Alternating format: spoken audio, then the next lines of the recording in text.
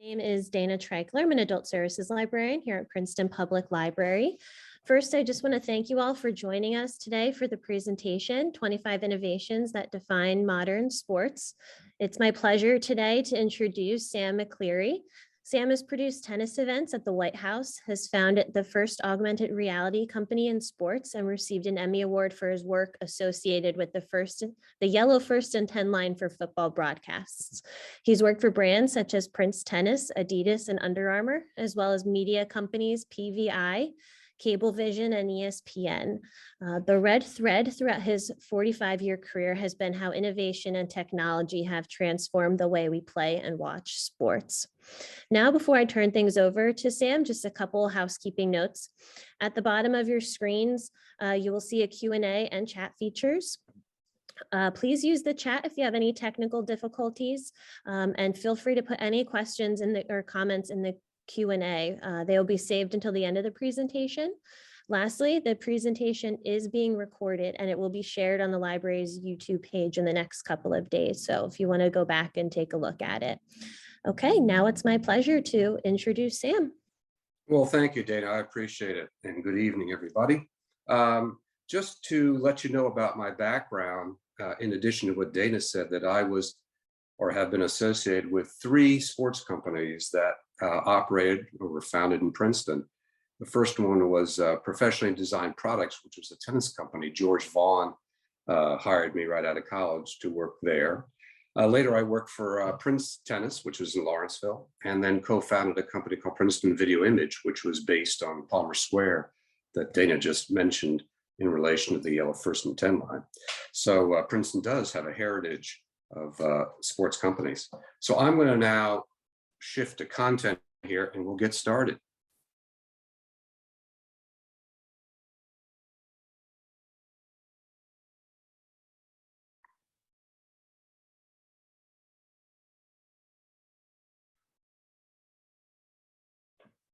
All right, here we go. So this is the 25 people, innovations, and technology that have shaped or defined the American sports experience. So this drew or came out of a informal working group that I formed with some of my colleagues during the pandemic, and we would give each other updates and trade information about the industry. And then we decided to really talk just for fun and entertainment, just about the inventions that have defined how we watch and how we play the game, because we've all had some touches or had some experience in that. And then we got more formal about it. We decided, well, let's try to really come up and challenge ourselves with what that list might look like. And then we decided to add some numbers, some people to it for thoroughness and completeness.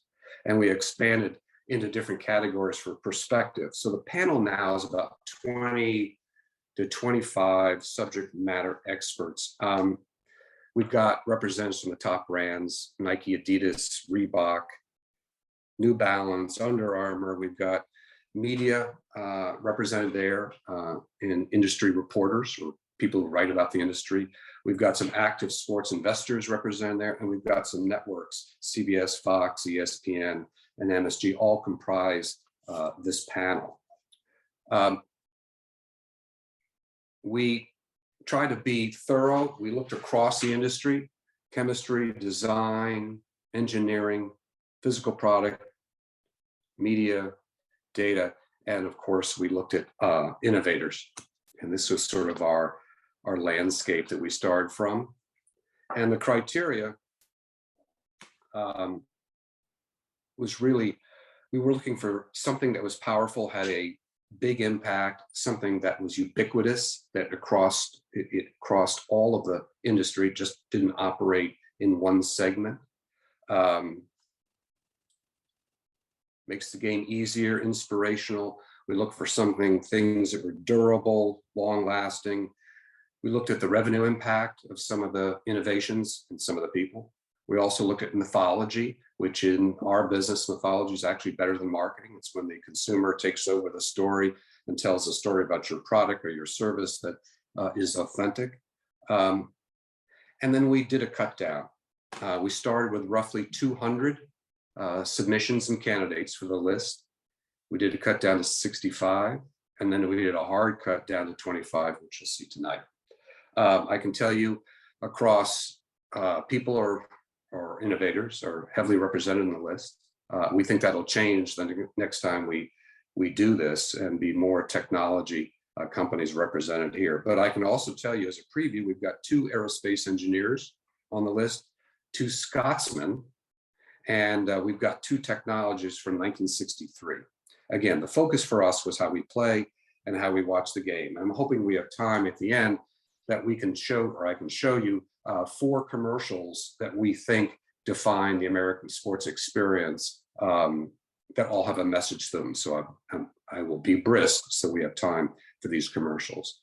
So we'll get started. So number 25 is the inflatable bubble or dome. And this was invented by David Geiger around 1970 for the World Expo in Japan that year. And this is really the first time that young athletes, youth, were not tethered to their school gym. You could play in a dome or a bubble anytime, play any weather. You could play any sport. You weren't tethered to the sports your school offered. You could come up with new sports or get instruction for new sports. As school budgets tightened up in the 70s, private capital stepped in and created these modern, sophisticated multi-sport complexes that we see across the nation. And the reason they're on the list is because this is the catalyst for the youth sports boom or the youth sports explosion, which is now a $20 billion business. Number 24 is Howard Head. So he is our first aerospace engineer, and he re-engineered equipment for 2 sports. First with a head ski, came up with the idea of a composite ski with a honeycomb interior, so it was more flexible, easier to get down a mountain. And that led to higher participation in skiing. He also did the same thing with the oversized tennis racket, he created the Prince tennis company. He also brought an understanding and an application of physics, material science, and engineering, and importantly, how patents played a very key role in equipment. So he made the product better, and he made it easier for the consumer, the athlete, to participate in the sport. So he was very much a catalyst for participation in tennis and in skiing, and he's on this list because he actually did it twice. Number 23, there are 3 solves for playing and watching sports. First is keep you warm when it's cold, keep you cool when it's hot, and the third is to keep you dry. And Gore-Tex came up with the first water repellent, water resistant materials. So it really boosted the running numbers, it made it more comfortable. And it brought fans out in inclement weather to watch teams. And if nothing else, on a personal level, it brought our parents out to the sidelines to encourage us when we played sports. But keep us dry became a major comfort factor for sports. Number 22 is shared by 2 gentlemen. They're both Scotsmen, and they both died within a year of each other, 2002 and 2003. And the first was Mark McCormick, who created the first sports marketing agency, International Management Group in Cleveland. And Mark understood the amplification of TV and what it meant to the athlete. So he formed what we called back then the golden triangle of the athlete, sponsorship, and TV. And it was the first to really define and exercise the art of packaging, which has become very popular in a model for the entertainment industry, but he was the first one to do it, and he applied it in sports. He also understood the strength of the individual athlete. So just to go back and just unpack packaging for a second. So packaging is really about creating multiple revenue streams from a single athlete. So he started with Arnold Palmer in golf, but you could still apply it today to Tiger Woods or many other athletes. And the idea of multiple revenue streams of a single athlete. So what he did is he created endorsements, multiple endorsements for Palmer and Woods. And that led to commentating revenue and licensing of their names Events were created around them, the Bay Hill Classic for Palmer in Orlando, and TV rights started to escalate. And he was responsible for that packaging. The second guy in this list is Roone Arledge, who was the president of ABC Sports, and one time also the president of ABC News. And he really created the modern sports production playbook. So his strategy was to bring show business to sports. And under his watch and his encouragement at ABC, slow motion, instant replay, the split screen, and the freeze frame were all popularized for sports. He also made sports prime time. He created Monday Night Football. He created The Wide World of Sports, which was the first long format show in sports. And he came up with the up close and personal attitude and approach to Olympic athletes. But the big thing he did was he really put sports in prime time, sports at night. This next one, number 21, we struggle a little bit on this one, but we define it as the athlete as investor. So there's a lot of wealth accumulation among basketball players, global soccer players, tennis players, golfers, et cetera, but mostly in those sports I just mentioned. For example, there are 14 athletes who have a personal net worth of $1 billion or more, and Michael Jordan was the first to cross that threshold. But the one we picked was Serena Williams as the athlete, as investor, not because she won 23 Grand Slam titles or King Richard is a Academy Award winning movie. It's because she has 60 plus investments. She just raised a fund of $112 million. And we believe that she'll be the most important, influential athlete investor of this era. Number 20, which is DuPont. So the DuPont scientists created two things that have been foundational materials in sports. The first was polyurethane, which is used in almost all performance athletic footwear, basketball, running, etc., for its durability and its cushioning properties.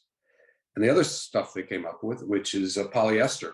So polyester has replaced cotton as a performance material in our industry. And you find two companies who've taken the polyester and created multi-billion-dollar companies out of it. First is my old company, Under Armour, which is about a $6 billion top line revenue. And the other, and they did it really through base layer.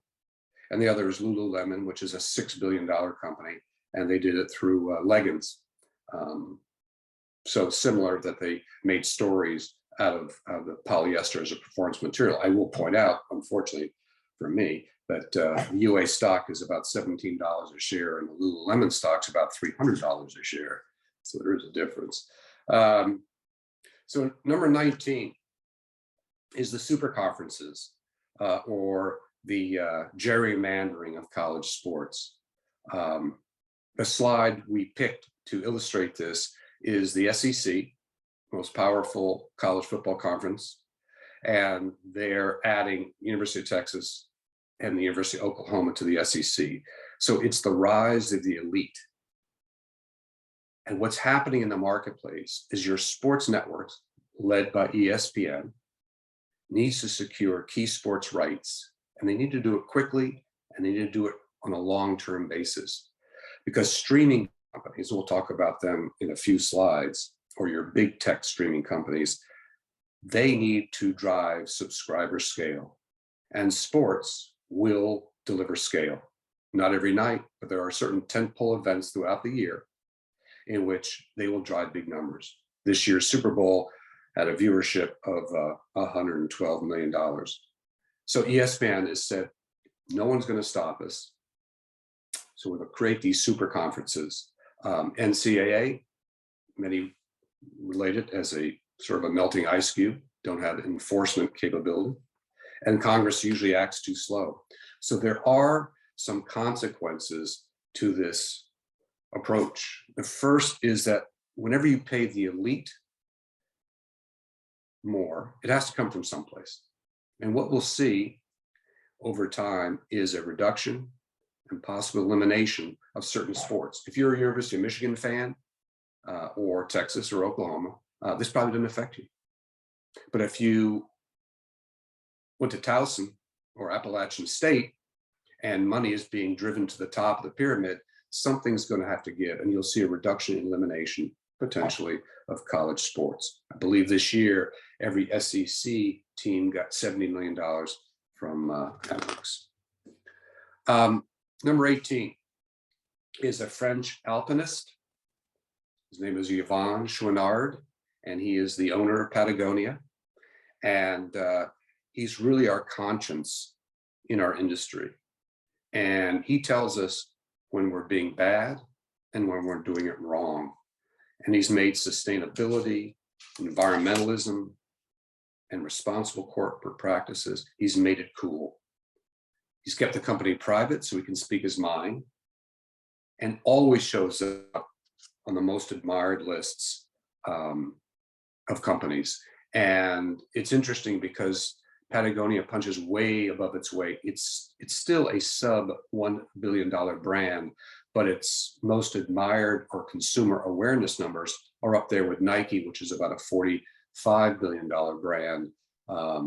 But he does like his personal platform. He uses the bully pulpit. As I said, he's our conscience. He tells us when we're being bad and how we should do it better.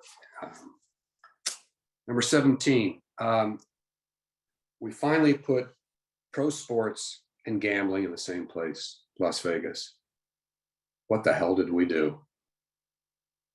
I just read in the paper today, before we came on this, that Oakview Capitals just committed $3 billion in Vegas to build a stadium, a marina, and a casino all together. So where we used to partition casinos, gambling, and sports, we've now put them in the same place.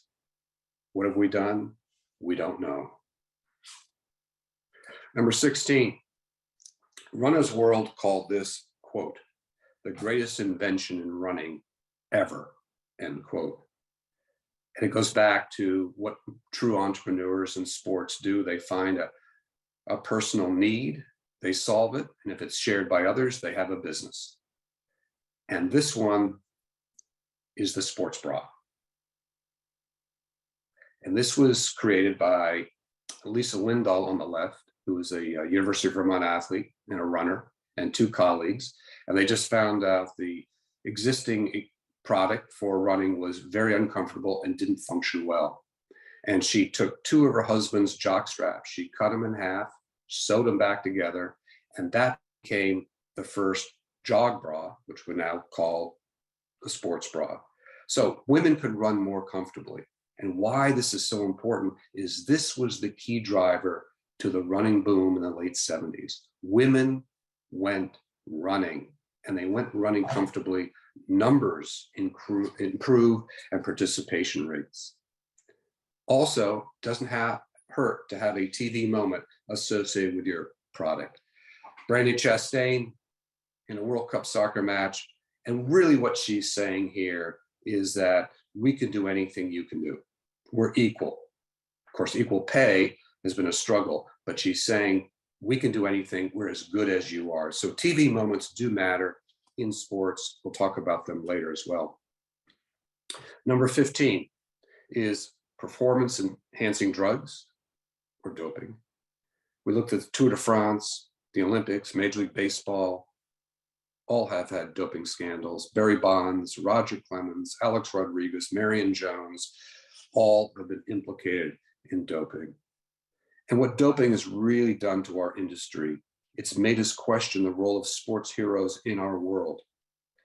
But nobody broke our hearts like Lance Armstrong. Sometimes good people do bad things, and sometimes bad people do good things. And we're still trying to figure out Lance. Number 14, Dr. Robert Cade applied science to what we drink and gave it to the Florida football team. And we finally started to pay attention to what we put into our bodies. Again, another TV moment. The Gatorade bath on the sidelines of sports has become ubiquitous. But the other thing that's important about Gatorade is that it got us to examine, again, what we put into our bodies in terms of nutrition and vitamins. And we started to fund research around that so that we could improve athlete performance and athlete health.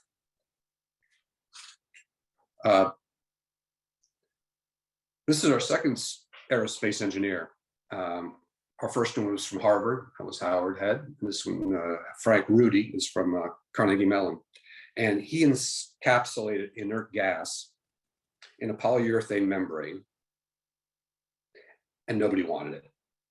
Finally, they were able to come up with a pair of shoes, give it to Phil Knight at Nike, and Phil ran with it, came back and proclaimed, "This will work." So Nike Air was born. It's another example of engineering, material science, and physics improving the product and re-engineering an existing product. So Nike Air has become a foundational, a generational. You can't put enough adjectives to what Nike Air has done, not only for the company, but for runners and other athletes. And Nike Air is actually a better name than Nike Gas in terms of naming it. Number 12, Tiger Woods.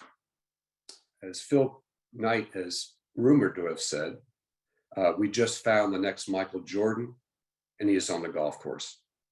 So Tiger's brought muscular play to the sport, but he's also brought enormous economic impact to the sport. So participation was rising or has risen when Tiger was playing. Attendance at events improved and increased. Prize money, all the professional golfers should thank Tiger. Number of courses being built on the back of Tiger. Endorsements went up, TV ratings went up, and TV rights all went up. And it's really largely attributable to Tiger Woods. But most importantly, sons took golf from their fathers. And they said, "It's mine now. I own this sport." 11, which is esports. And we missed this sitting on my side of the industry. We missed it.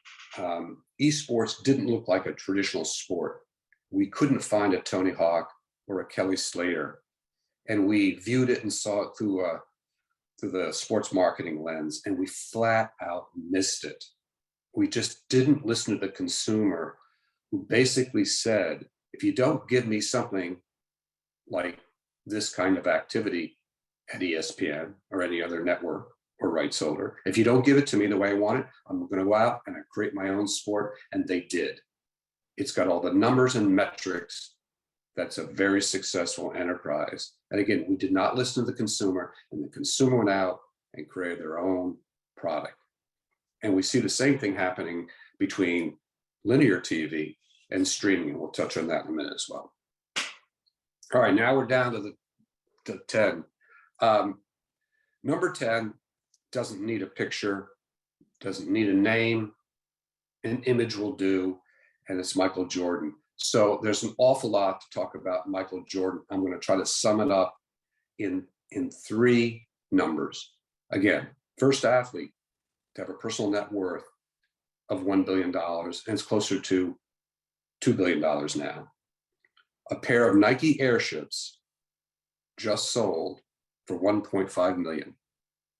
And Michael's first game ticket in Chicago was sold at auction recently for $264,000. This is mythology at its best. Mythology is when we create stories about things we love, and it takes a mind on a track of its own. But I'd just like to stay on Michael and look at the Jordan effect, because it's really important in the industry. So on the left-hand side there, you see Michael wearing a pair of Converse All-Stars at University of North Carolina. It goes in the NBA, plays for Chicago, of course. And as he starts winning championships, franchise value of NBA teams starts to rise. NBC, which carried the games live back then, ratings and revenue started to rise. ESPN still making money off of Michael if you watched The Last Dance last year. Nike basketball, if you put it together with the Jordan line, has a 90% market share. That means that New Balance, Under Armour, Puma, Reebok, all fighting over 10%. And the Jordan brand is a $4 billion brand on its own. And most remarkably about that is that they don't do any advertising. The consumer does it for them. And for the sneaker resellers, it really is a Jordan play here. Number 9, wellness and protection. For years, this was the symbol of male athlete protection. Finally, the industry got together and realized the seriousness of protecting the athlete. So it wasn't just enough to keep them warm, keep them cool, keep them dry. We now had to keep them safe. And we started to invest in safety. So helmets now can collect real-time data from head impact and send it to the medical staff. And staying on concussions, for example. We have better equipment. We have better medical training. We have better diagnostics. We have better results. Protect the player. Number 8 is the metaverse. So the metaverse in our industry is developing. It's not defined. It may never live up to its expectations. And we sort of define the metaverse as right now we scroll through on the internet in a 2D world, but the metaverse will allow us to immerse or walk through a 3D world. You'll have to have an enabling headset, but you will be able to have that immersive 3D experience. The reason we put it here, and it's rather high on the list, as I said, it's not defined yet, and it's still developing, is that we've got some of the biggest companies in the industry, not only in sports, but outside of sports, placing big bets on the metaverse. We've got massive R&D spending happening. We've got the commitment of key sector players, and we've got a lot of consumer pull. So whenever those factors are in place, it is likely that they will convert this into something that is meaningful, perhaps important to the consumer. Number 7, let me just stay on the, metaverse. It's a real pivot point in sports for us. As I said, we're all trying to examine it in real time. And it's an example someone told me the other day of man versus machine learning, the real versus the unreal, going back to that image. You've got Ronaldo, could be Steph Curry, could be LeBron James, you've got Spider-Man there. And for physical athletes or physical assets like athletes like Ronaldo, what the big entertainment companies like Disney are realizing is that they can't own or control them, that they have agents, they have to license images, there are unions with players, there are league team restrictions and so forth.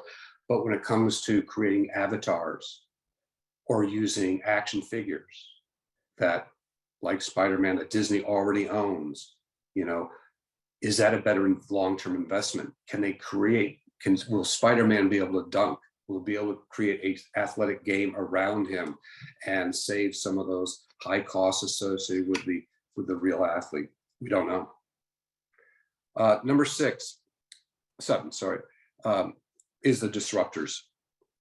So this is Meta, Facebook, Apple, and Amazon, and obviously you don't see Netflix on here because Netflix has really not leaned in at all into sports. They do not believe in an ad-supported model. But when you have new money, new competition in a sector or segment or a business or industry, it creates chaos. So these companies, they need subscribers. We talked about it earlier, and they're looking to sports to get those subscriber or increase the subscriber numbers. They own the small screen and they have massive spending capability. So the disruptors will, and they're already buying key sports or parts of key sports, baseball and football, because those drive big numbers. And we'll see if they really decide to go after sports in a big way or entertainment. And it's not inconceivable to think that Apple might buy Disney, but the the disrupting part here is their massive spending power. There is a consequence to this. Premium rights will go up. The NBA is rumored to be looking for $75 billion on their next media deal. And sports networks, if they can't acquire T1 or Tier 1 programming and content, then they'll be relegated to Tier 2, Tier 3. And that could happen. So understanding the game is number 6. So the contenders for this, we looked at the Fox box, which is clock and score, upper left of your live television sports program. We looked at the bottom line, which is your out-of-market scores on ESPN. We looked at the yellow first down line. We looked at K-Zone for baseball. We looked at TrackMan in golf. We looked at Pylon Cam for football. We looked at Hawkeye to tell you if the ball's in or out in tennis. We looked at the old glowing hockey puck, and we looked at Skycam, and none of them came close to number 6. And number 6 is slow motion instant replay. First time it was used, Army Navy game in 1963. Just one fact on this. Football drives the biggest ratings in linear TV. So 41 out of the 50 top network shows and 75 out of 100 of the top network shows were football. The Super Bowl this year had 150 plays from scrimmage and 300 replays. Ubiquity. You can't watch a sport. You can't enjoy a sport. A sport is not legitimate without slow motion instant replay. Number 5 is personal data. So we have now chips and sensors. We have smart shoes. We have smart textiles, wrist wearables. We have sensors in uniforms. We have sensors in sunglasses. We have chips in basketballs, footballs, golf clubs, tennis rackets, and we're drawing data off of inanimate objects and off biometric data off of athletes. That data has 6 phases. First is to collect it, and then collect it with accuracy. Then we need to analyze that data science. And then we make that output of that data actionable and shareable, and it needs to be secure, but it's got to sit someplace. And that place is something that we have to trust. So it's got to sit on a trustworthy platform. And we believe that all this data that will start to give you actionable recommendations is going to sit on an Apple Watch. Number 4, screens. Screens in sports are used generally for entertainment, display of information, smaller screens for health monitoring, personal performance, etc. And displays are our principal interface to the game. So the biggest screens, obviously in stadiums like this one at MSG. So this would be the biggest screens, or some biggest ones are outdoors as well. Big screens would be a flat screen TV. A medium-sized screen would be our laptop or a tablet. A small screen would be our phone. A smaller screen would be our watch. And even smaller screens would be contact lenses.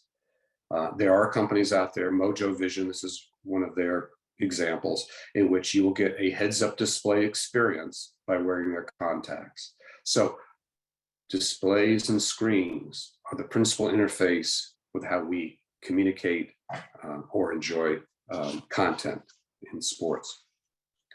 And the screen that really has defined generations and really has been what we grew up with has been ESPN. I'm going to divert on ESPN just for a second here. So ESPN was founded in 1979, and that's important because back then it was only 20% of American households were cable enabled. So it was by no means a success. But we all are very familiar with it. I'm not going to talk about things that we already know, but I just want to point out what an unconventional business model or company ESPN is. So they do not control the front end of their business, which is the making of content or production of a product. Major League Baseball, the NFL, NCAA, they produce the games. ESPN does not produce games. They do that on the back end of their business. That's controlled by Sony or Samsung or Verizon. So already it's different, because they would tell you, every business class I've given this talk to would say you have to control the front end and the back end of your business, content and distribution. They don't own either. You pay for this product, ESPN, even though you may never use it. If you get basic cable, you're paying for it, $10 a month. You may never use it, you still pay for it. There are essentially no marketing costs to ESPN, whereas Nike and the performance sports brands out there spend about 10% of top line revenue on sports marketing, athletes, teams, sponsorships. So in Nike's case, it'd be about $5 billion. They don't really spend anything on marketing. There's no supply chain issues. In the performance footwear industry, Nike, for example, makes 51% of its footwear in Vietnam. That footwear is put on a container ship for 3 months, put in a physical warehouse here, and then distributed either to a physical shelf or a digital shelf. But it's months of transit and a very complex supply. They don't have supply chain problems. And there's no returns. Can't give it back. Duke plays North Carolina Saturday night. You may not like the outcome, maybe a lopsided game. There's no returns though. And if you just consider ESPN as an athlete, they focus. They only do one thing, that's sports, repetition. They will produce 1,200 basketball games, college and pro, this year. So whenever you have that muscle memory, that ability, you get better with every game. You learn how to do it a little bit better. They can play defense. If there's a piece of content or programming that they want to hold on to, it's very hard to get it from them. They can also play offense, take the ball away. We saw it most recently with the National Hockey League contract, which ESPN took it from Comcast, NBC. The challenges for ESPN is cord cutting, right? In order to be a all sports network and charge $10 a month, they have to have the very, very best in sports, which means you have to spend a lot of money to acquire those rights. So number 3 is over the top streaming. And you were clear. I'm really talking about younger audiences, and I was at ESPN at the time. The younger audiences, or audiences in general, were very clear. And as an industry, we didn't listen and didn't respond and react quick enough. The consumer told us that it wanted short programming, highlights, scores, key plays, and they wanted on small devices, tablets, and phones. And as an industry, we continued to give the consumer long and big. Long format, you got to watch the whole game on a big screen. And the consumer punished us. One slide to illustrate it. This slide stopped at 2017, and I'll explain why. Subscribers are down in millions. Programming costs are up. We don't need to tell anybody that's a very big business problem. I picked this slide. It stopped at 2017 because it only gets worse from there. So listen to your consumer, respond and react quicker. Number 2, this is the easiest and this is the oldest on the list here. And it's satellites.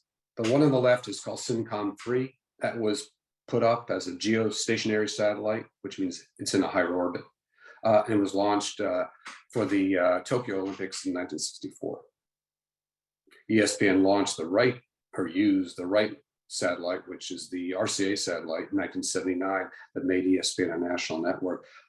But the reason it's on the list is that you can't watch a game without satellite. Any game, or any sport, whether it's Formula One, the Australian Open, Wimbledon, the Dodgers, you can't watch it without a satellite. It's old, but it is a red line or a red thread in our industry. So number one, probably guessed it because we haven't talked about it, is Nike. And why is Nike so dominant? I could pull a lot of slides in the panel. We went back and forth. We spent hours on this one, and we got it down to one slide. And it's a very old one. And it's this one, A Brief History of Nike.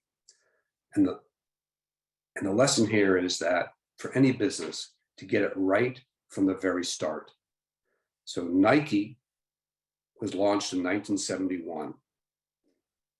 They came up with the name Nike. They came up with a swoosh imagery. Bill Bowerman, Phil Knight's track coach at Oregon, put what would be now called polyurethane into a waffle iron and stamped out the first waffle trainer and declared, "We will build product like nobody else. We will not copy or follow anybody else." And the fourth thing was they signed their very first athlete. Phil signed Eli Nastasi, the Romanian tennis player, for $50,000, and also declared that every product at Nike will have an athlete story. And today, they run that same play. So they got all of it right, and they've stuck to it. All right, so get it right the first time. That's what they did. Second is product. You may recall a couple of years, 3 years ago, they came up with something, a self-tying shoe. A lot of R&D expense, not a high volume seller, very limited in terms of its application. But they came up with a self-tying shoe to show the consumer that we can still do the impossible. Shoes that tie themselves. So we can do the impossible when it comes to product. Emotional and aspirational marketing. I'll show you some videos. I think we'll have time for that. Consistency. Nike, $45 billion, is not a company that is driven by M&A, where other industries like the beverage industry, telecommunications, hospitality, all driven by big M&A, not driven by M&A at all. Hard pressed for anybody to come up with the last 3 acquisitions, because they're all small and niche, and they're not footwear, they're not apparel, that Nike did. So consistency, very little M&A.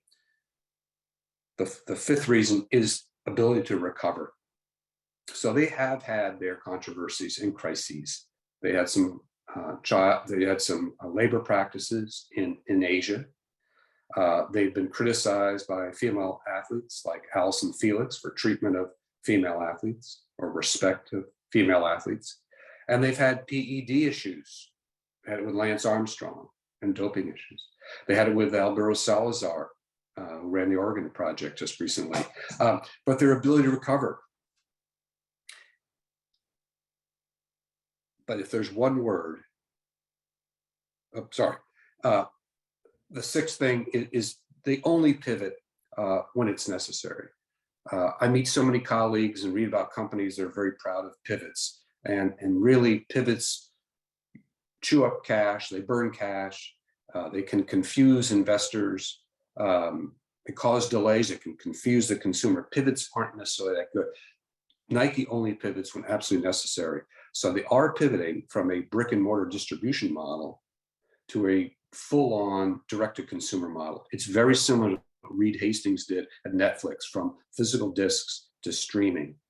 And lastly, they consider themselves the athlete brand that we speak for, we represent, and we defend the athlete. But if there's one word that does describe Nike, it's overmatch. And that's a military term if you're not familiar with it. And it means bringing a superiority of force and a superiority of numbers. For example, college football or football weekend in the fall with college and pro football being played simultaneously, there are 450 hours of swoosh. So overmatch, the superiority of numbers. So I think we've got a few minutes. I'm going to play some commercials here, which we spent a long time trying to edit down. Sports brands tend to be very good storytellers. There's a lot of ones to pick from out there. These are kind of old, but just before we get into it, the play that everybody runs in the performance sport category is really a play that Dan Wyden of Wyden and Kennedy, the agency of record for ESPN and the longtime agency for Nike. And Dan preached the play, which is find heroes who, by using your product, will perform heroic feats, win a medal, a title, championship, and that becomes your communications. That becomes your story. In our business, story defines brand. He also preached simple messaging and really an absence of branding in the messaging. And he's also known because he came up with the 3 words to define Nike, maybe it still does, called, he came up with Just Do It. If you don't know the story behind Just Do It, he was watching a execution in Texas. I think it was Gary Gilmore. And they asked him before they put him in an electric chair, any last words? And he said, just do it. And Dan made that into a banner for sports and for Nike. So here are the commercials. The first one is on Tiger.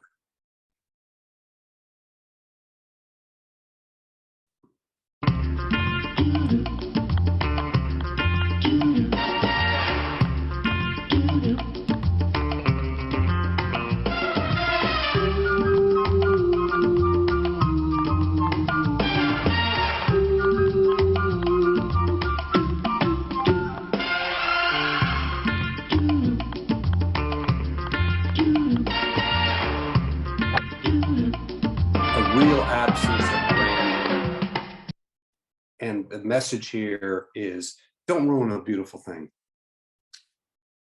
The second one, and they're really a pair here,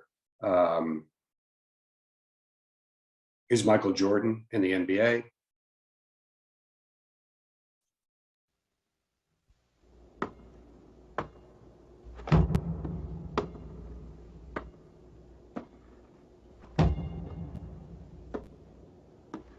On September 15th, Nike created a revolutionary new basketball shoe. On October 18th, the NBA threw them out of the game. Fortunately, the NBA can't stop you from wearing them. Air Jordans from Nike. This commercial and Jordan was so effective that kids went out and bought not just one pair or 2 or 3 pairs of Jordans. They took their birthday money, Christmas money, their lawn mowing money, and they bought Jordans, and they bought a lot of it. And parents then started to comment that my kid is spending too much money on Nike. So Nike addressed the issue this way.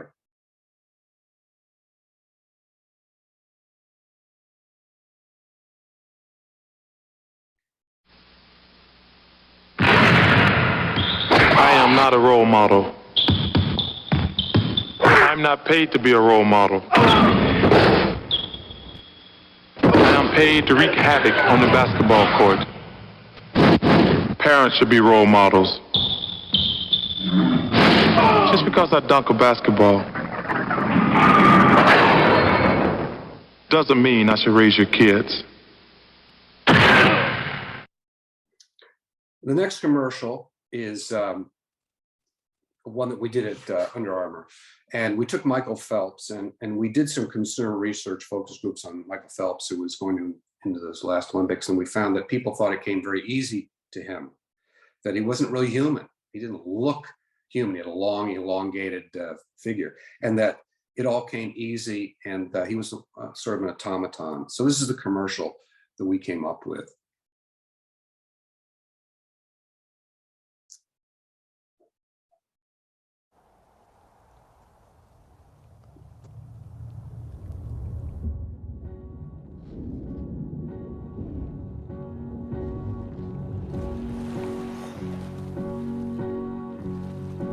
It's the last goodbye, I swear.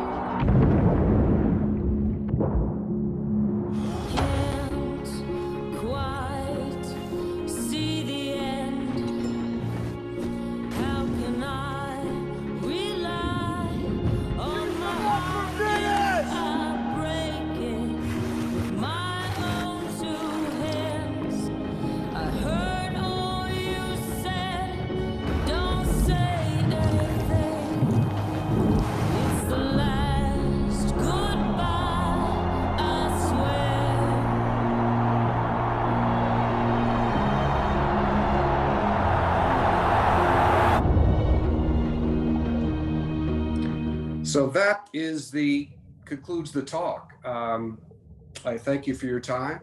Hope you've enjoyed it and got something out of it. I'm now going to go back on screen. If there's any questions, Dana, I'm very happy to entertain them. Thank you all.